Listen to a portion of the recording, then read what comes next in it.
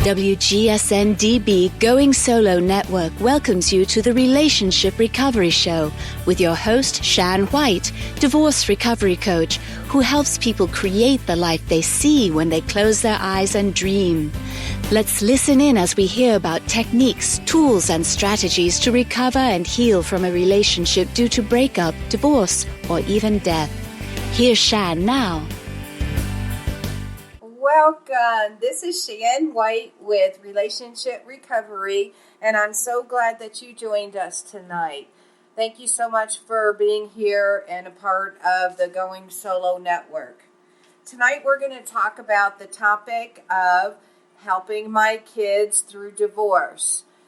This is one of the topics that is most concerning for parents that are going through a divorce, or this also applies for those that have had a long-term relationship breakup or any other area where there used to be a family dynamic that is no longer. One of the things I'd like to start out with is I ran across, you may have seen this before, I ran across Dr. Robert Emery, PhD. Emery About Children and Divorce is his website if you care to look it up.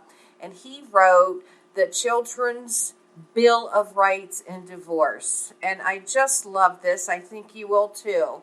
So he writes, every child whose parents divorce has, number one, the right to love and be loved by both of your parents without feeling guilt or disapproval. Number two, they have the right to be protected from your parents' anger with each other. Boy, doesn't that hit home. Number three, the right to be out of the middle of your parents' conflict, including the right not to pick sides, carry messages, or hear complaints about the other parent. Number four, the right not to have to choose one of the parents over the other. 5, the right not to have to be responsible for the burden of either of the parents' emotional problems. Number 6, the right to know well in advance about important changes that will affect your life. For example, when one of your parents is going to move or get remarried. Number 7, the right to reasonable financial support during childhood through your college years. Number 8, the right to have feelings, to express those feelings, and to have both parents listen to how you feel. Number 9, the right to have a life that is close as possible to what it would have been if your parents stayed together. And number 10, the right to be a kid. Because they are indeed a kid, aren't they? I, too, am a child of divorce. Probably some, if not most of you are. And my experience was not a pleasant one. My parents divorced when I was about 10 years old. And so I'm dating myself. That was many moons ago. And, I think back in those days, not to put blame on parents, but back in those days, there wasn't the level of awareness and sensitivity that there is now. My parents did the best that they could. However, I think that they missed a few things. For example, when my mom divorced my dad, she flew off to Reno, Nevada to get what was supposed to be a quickie divorce back in those days. And so what she did was she shipped my sweet little young brother and myself up to Michigan to stay with my grandparents. Well, the quickie turned into a longie, and I'm not in a good way, you know what I'm saying? So we went to Michigan, what was supposed to be for a short time. We ended up going to a full school year there, at least for most of it, as I can remember. And I have to tell you, and the reason I share my story with you is so that you, because I know that you want to give your kids everything possible in this transition and help them to come out of it whole, happy, and healthy. So I share this story in order to help with that transition and let you know what I experienced as a kid and how it was hard. And so anyway, when my brother and I went up to Michigan to be with Grandma and Grandpa, you know what? Think of it from the kids' perspective. Our worlds were already uprooted. They were, Mom and Dad weren't together, and now you take us out of our home, you take us out of our schools, you take us away from our friends, and plop us into a new world, a new environment with new pseudo-parents, new rules, regulations, and that was really tough. It was a very, very scary time for us. So one of the things I'd like to encourage you to do is to consider creating an environment for your kids as close to normalcy as possible. Just like Dr. Emery said in his Children's Bill of Rights and Divorce, as much as you possibly can, and listen, I get the fact that there are things that are beyond your control. Sometimes you have to move, which involves perhaps new schools and things like that. But that which is within your power, try as best as you can to keep your kids' lives in the most normal, consistent, regular routines as possible. So, for example, if you can stay in the home where they know and hopefully love, it will give them a sense of safety and security. Also with the school, if they're able to, even if maybe you have to move down the street or down the block, but you can stay in the same school district, that also gives them a sense of stability. Also, you may want to inform the teachers or the counselors of what's going on so that they too can be a second pair of eyes for you to watch out for them and see if they're displaying any behavior that would cause you concern. Also, activities, the existing activities that they're already involved in, as much as you can continue those on. And I get the fact that sometimes finances may be an issue too. But as much as you can, keep them in their basketball team, their soccer practice, their ballet, their after-hours school activities. And speaking of activities, the other thing that may be very helpful is to create new activities with the remaining core family, or traditions, if you will. Maybe you start a pizza and a game board night on Friday nights where you're all together, sitting down, having dinner together, playing games. Anything that's interactive is going to be really important. Also, neighborhood activities or events. Maybe there's a clubhouse that you go to, or maybe the kids get together for whatever it may be. But again, if you can keep the activities going for them, it does give them a sense of normalcy. And then there's also family members. Obviously, your family members know of what's going on, but if you can involve grandma, grandpa, aunts, uncles, cousins, whatever the case may be, to involve themselves, give your kids extra time, affection, especially if it's one-on-one, but then of course with the other siblings too. Speaking of siblings, this is a difficult time where the siblings are the only ones that feel that they are in the same place and are kind of going through the same thing. So the more that you can encourage them to lean on each other, the most helpful it is going to be. Because this is a time that they're fearful, they're confused, they're anxious. And speaking of those emotions, I remember meeting a gal once at a divorce workshop that I was involved in, and I had asked her, how are your kids doing emotionally? And she basically had, the deer in the headlights look like, I don't know. And I said, well, do you have conversations with them? And she explained, well, I asked them if they're okay, a closed-ended question, by the way. And they just, kind of shrugged their shoulders and said, yeah, and that's how she left it. So I'd like to encourage you to ask deeper, more probing, open-ended questions so that you're not just getting a yes or no answer. For example, it's always okay to start with, how are you feeling, honey? Are you doing okay? What can I do to help? Those are great to start out with. But if they give you a short and simple or yes and no answer, it's your job as the primary parent involved in their lives, assuming they're in your home, to ask deeper probing questions. For example, well, I'm so glad you're doing okay, but let me ask you, are you confused about anything? Are you feeling scared? Are you feeling worried? Is there anything that's causing you to be confused about what's going on? And dig deeper and get them, as much as they're able to start talking to you. Also, just be sensitive of the fact that that may change from day to day.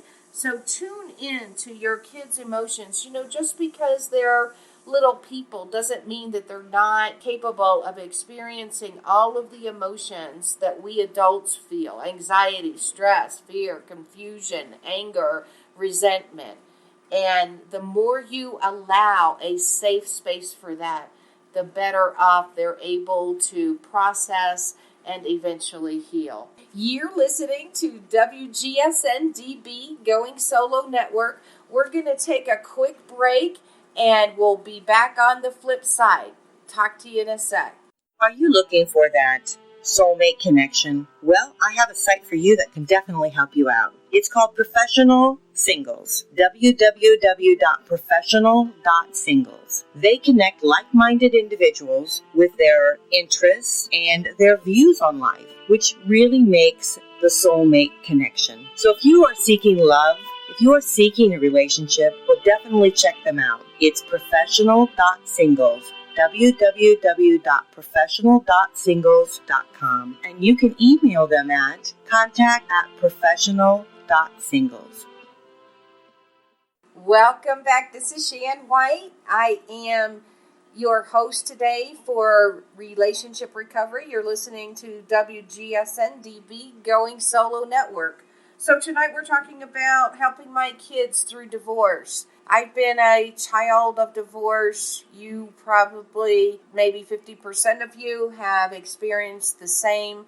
We know that it's not an easy time, and we want the kids to come out of this happy, whole, and a healthy youngster and young adult, and eventually fully developed and matured adult. So very quickly, if you're just tuning in, we talked briefly about the need for consistency, keeping them in the same home if at all possible, in the same school, keeping them involved in whatever activities you can continue to afford, involving them in neighborhood events, asking family members to extend extra love and care and support for them, watching their emotions to make sure that they're processing it right by asking probing questions beyond, are you okay? The next topic I'd like to talk about, which was alluded in the Children's Bill of Rights for divorce that I talked about earlier in the program. And that is, this is something that we've all heard about, and I've got to tell you,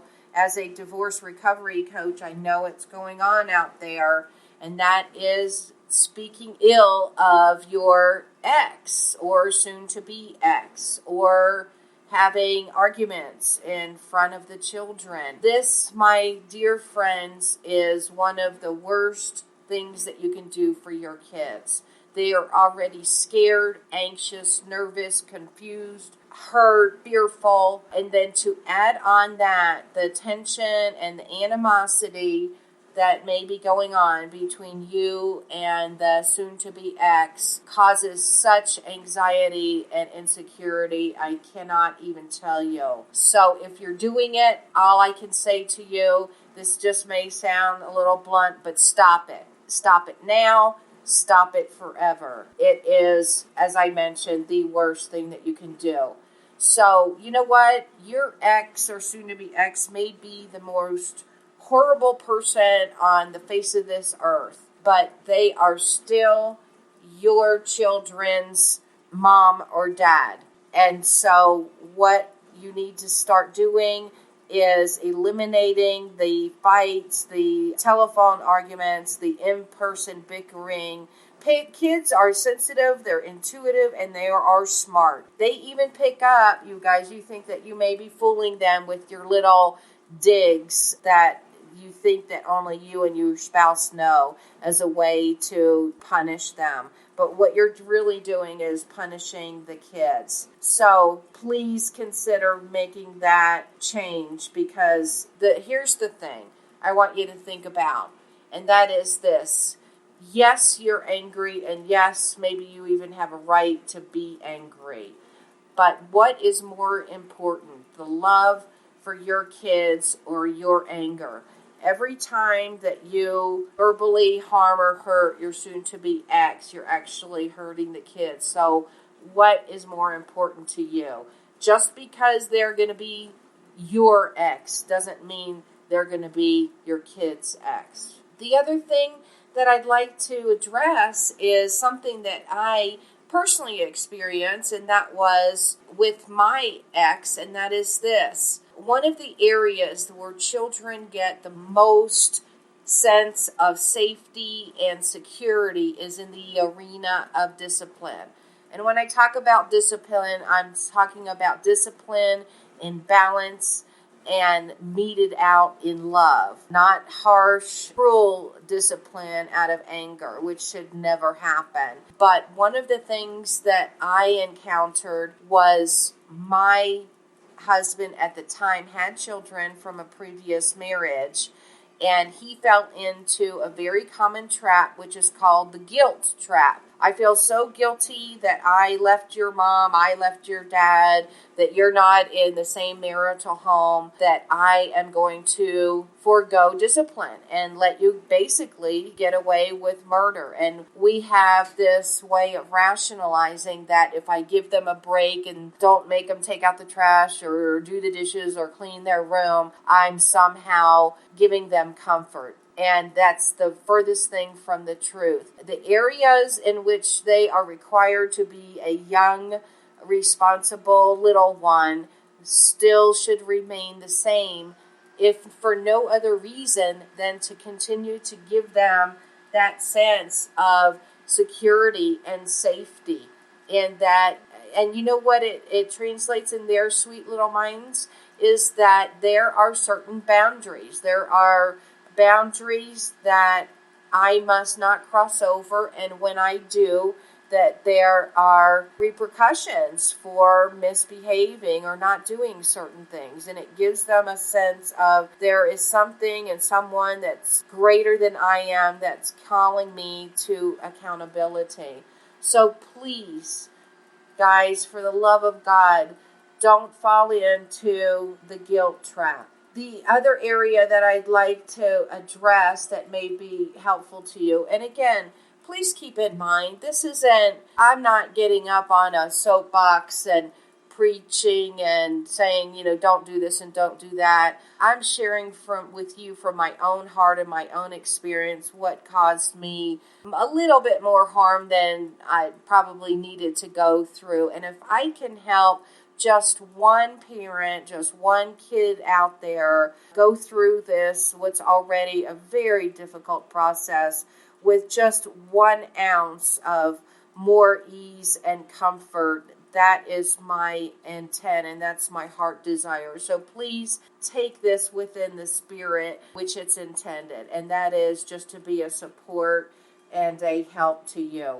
So the other thing that is hugely important is this. We all know that in a breakup, it's also breaking down the finances, meaning that we can't afford to do perhaps maybe as much as we used to be able to do with our kids, especially if there's no additional support coming in from the other parent for whatever reason. And what happens is that is a source of guilt. But I am here to tell you this, and from every child that I have ever spoken to, they tell me the same thing, and that is this. What your kids want, what I as a kid wanted from my mom and my dad, more than the bells and whistles on some fancy toy.